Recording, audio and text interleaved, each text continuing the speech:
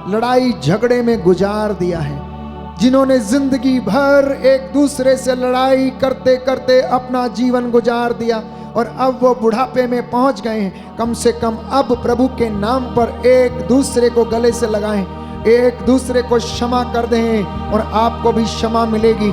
प्यारे भाई प्यारी बहन, प्रायश्चित में तेरा कल्याण है, आदर सम्मान करने में तेरा कल्याण है और तेरा घराना उन्नति पाएगा। तू उन्नति पाएगा, तू बचेगा, तेरा घराना बचेगा, तू बचेगी, तेरा घराना बचेगा। अगर माता पिता पवित्र होंगे तो आपकी संतान भी पवित्र होगी। इसलिए आज क्षमा करने का दिन है, एक दूसरे को सॉरी कहने का दिन है। प्रभु चाहता है कि आप एक दूसरे को क्षमा कर दें। बच्चे जो बाहर हैं दफ्तर में, अपने माता पिता के पास जाकर चरण स्पर्श करें, आशीर्वाद ग्रहण करें प्रभु के सामर्थी नाम से। प्यारे भाई प्यारी बहन, एक दूसरे को गले से लगाएं, एक दूसरे के साथ बैठें, अपना बहुमूल्य समय एक दूसरे को दें। प्रभु आपको आजाद कर रहा है। आज बहुत सारे लोगों के जीवन में प्रभु इस वक्त काम कर रहा है। पवित्र आत्मा आपके बंधनों को तोड़ रहा है। हर प्रकार की बुराई का बंधन, क्रोध का बंधन, घृणा का बंधन, प्रसिद्धि का बंधन, आंखों की माया मोह का बंधन, लालच का बंधन, प्रलोभन का बंधन, सौंदर्य का बंधन, हर प्रकार की ऐसी चीजें जो आपको भटकाने में लगी हुई हैं, नशे के बंधन, ड्रग्स के बंधन, यीशु मसीह ने आज बहुत सारे परिवारों से तोड़ दिए हैं। बोले आमीन, आमीन, hallelujah, hallelujah, hallelujah, hallelujah, hallelujah, hallelujah, hallelujah, hallelujah, hallelujah. Hallelujah. दोनों हाथों को जोड़ना, एक प्रार्थना हम गीत के रूप में गाएंगे। इस मेरे घर को स्वर्ग बना दे, मैं कुछ और ना मांगूं, मेरे घर को स्वर्ग बना दे। आज आपकी यही प्रार्थना होनी चाहिए। जो लोग मेरे साथ इस वक्त ऑनलाइन प्रार्थना में अपनी वेदी के सामने बैठे हैं, या इस संस्कार को आप देख रहे हैं इस वेदी पर, या आप मेरे साथ प्रार्थना में एक मन है एक प्राण है, तो इस गीत को अपने हाथों को खुला छोड़कर गाना और प्रभु की दुहाई देना। आपका घर स्वर्ग बन जाएगा। प्यारे भाई प्यारी बहन,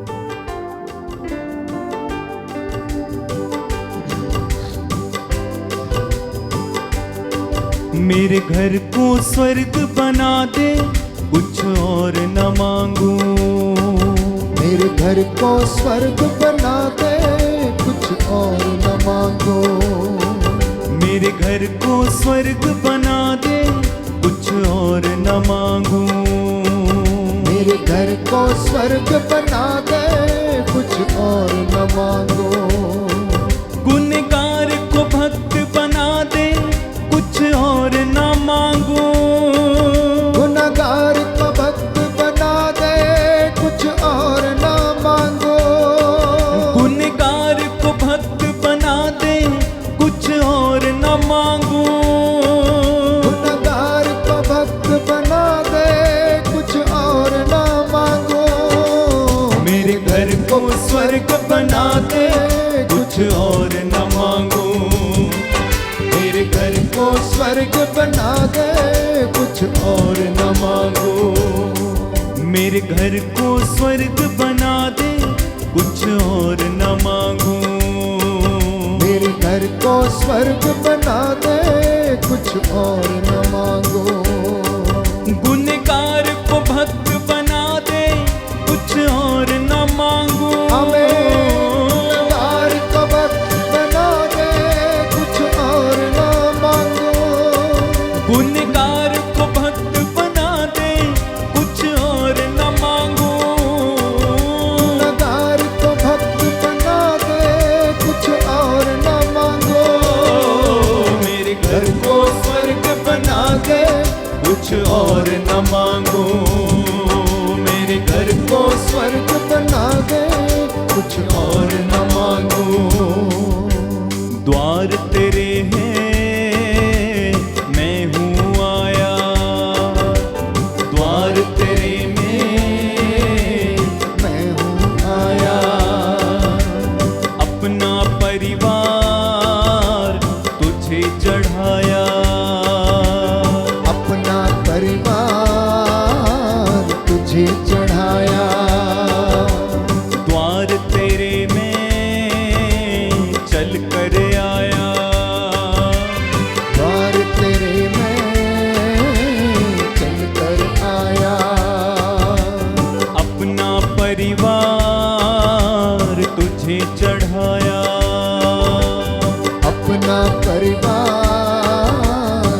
तुझे चढ़ाया। तू पाम लहू से धो दे, कुछ और न मांगू। पाव लहू से धो दे, कुछ और ना मांगो। हमें अपने लहू से धो दे, कुछ और न मांगो। हमें अपने लहू से धो दे, कुछ और न मांगो। मेरे घर को स्वर्ग बना दे, कुछ और न मांगू। मेरे घर को स्वर्ग बना दे, कुछ और न मांगू। बार बार कहें, मेरे घर को स्वर्ग बना दे, कुछ और न मांगू। मेरे घर को स्वर्ग बना दे, कुछ और न मांगू। तू बिगड़े रिश्ते संवार दे, कुछ और न मांगो। तू बिगड़े रिश्ते संवार दे, कुछ और न मांगू। दिल की चोटों को मिटा दे, कुछ और न मांगो। दिल की चोटों को मिटा दे, कुछ और न मांगू। मेरे घर को स्वर्ग बना दे, कुछ और न मांगो। मेरे घर को स्वर्ग बना दे, कुछ और न मांगो। मेरे घर को स्वर्ग बना दे, कुछ और न मांगो। मेरे घर को स्वर्ग बना दे, कुछ और न मांगो। प्यारे भाई, प्यारी बहन, प्रभु ने आपकी प्रार्थना सुनी। अगर आप अपने रास्ते बदल देंगे तो आपका परिवार बदल जाएगा। अगर आप अपने रास्ते बदल देंगे तो आपका परिवार बदल जाएगा। अगर आप अपने विचार बदल देंगे तो आपके जीवन में शांति आएगी, चंगाई आएगी, आपकी संतान उन्नति प्राप्त करेगी। मैं इस वक्त आप सबके लिए प्रार्थना करूंगा। घुटनों पर आ जाएं, अपने हाथों को उठाएं, एक दूसरे के लिए प्रार्थना करें। एक दूसरे को क्षमा करने का साहस आप लोगों को मिले। हर प्रकार की बदकारियां, नशे की समस्या, ड्रग्स की समस्या, लड़ाई झगड़े की समस्या, मन मुटाव, ईर्ष्या, द्वेष, घृणा, आदर सम्मान नहीं करना, एक दूसरे के साथ गाली गलौज करना, इन तमाम बंधनों को यीशु मसीह के सामर्थी नाम से आज तोड़ता हूं। दया करने वाले, चंगा करने वाले यीशु राजा, तूने अपने पिता यूसुफ और माता मरियम के साथ रहकर अपने परिवार को तूने पवित्र किया। हे प्रभु यीशु, तेरे इन बच्चों के, शागिर्दों के, अपने भक्तों के परिवारों को भी पवित्र करने की कृपा दे। आज के वचन इनके जीवन में उद्धार लाए, शांति लाए। एक दूसरे को क्षमा करने का वरदान दीजिए। तेरी आत्मा इनके ऊपर अधिकार ले। तेरा पवित्र लहू इनके ऊपर छिड़क देता हूँ। हे प्रभु, ये तेल और जल जो इनकी वेदी पर रखा इनके हाथ में है, इसे तेरा पवित्र लहू बनने की कृपा दे। तेरी रूह का दुगना मसा इसमें उतरे। जहां कहीं भी छिड़का जाए उस जगह पर तेरी शांति और चंगाई आ जाए।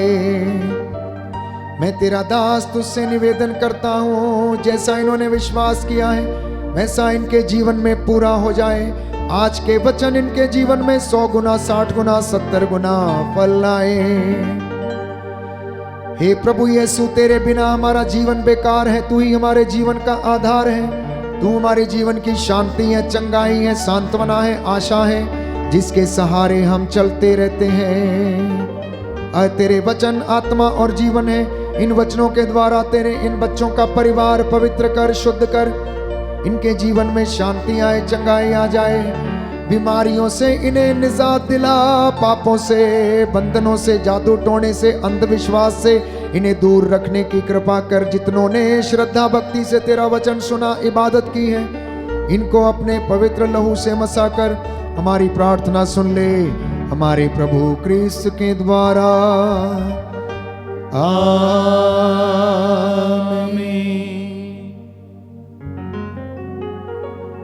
पवित्र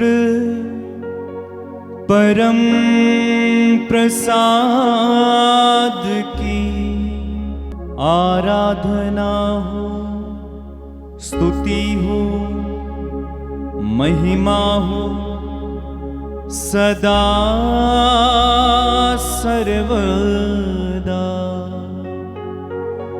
पवित्र परम प्रसाद की आराधना हो, स्तुति हो, महिमा हो सदा सर्वदा। पवित्र परम प्रसाद की आराधना हो, स्तुति हो, महिमा हो सदा सर्वदा। सदा सर्वदा।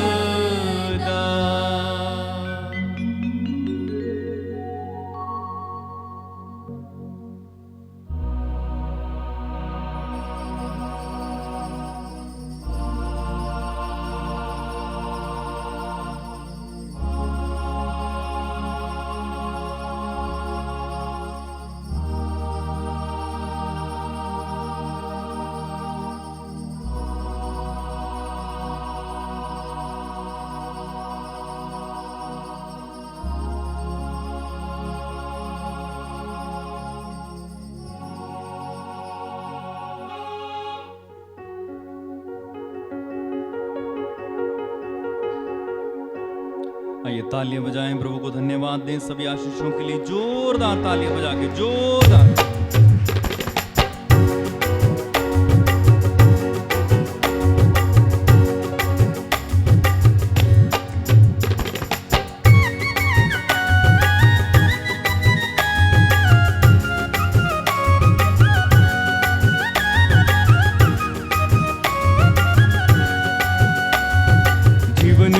मोर डोंगा है, पाप रूपी समुंदर मांझे। जीवन रूपी मोर डोंगा है, पाप रूपी समुंदर मांझे। हिलेला डुलेला डर लगेला, प्रभु तो लेके चला। हिलेला डुलेला डर लगेला, प्रभु तो तालियां बजा के गाएं। जीवन रूपी मोर डोंगा है, पाप रूपी समुंदर मांझे। जीवन रूपी मोर डोंगा आहे, पाप रूपी समुंदर मांझे। हिलेला हिलेला डुलेला डर लगेला, प्रभु तो लेके चला। हिलेला डुलेला डर लगेला,